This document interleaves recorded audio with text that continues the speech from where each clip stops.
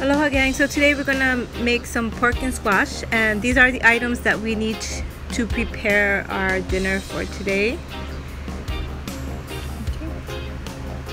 Okay, so that was 1 round onion, 1 tomato, and a squash, and some patis and some vegetable oil. I use vegetable oil. You can use canola or whichever your preference is, but I'm using vegetable.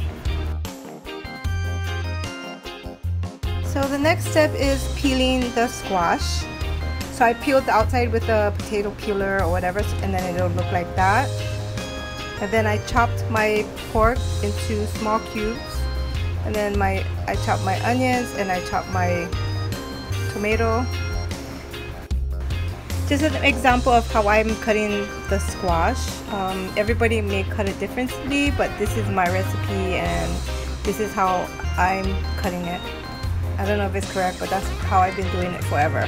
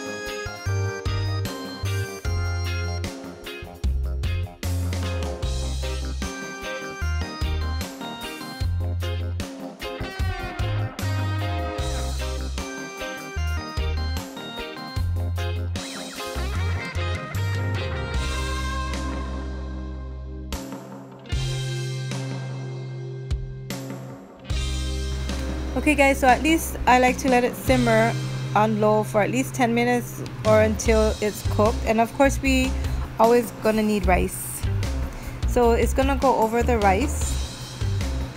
I love the soup in the pork and squash. Okay guys, I just hope you guys enjoyed this video. Give me a thumbs up if you did, and I'll see you guys next time. Bye.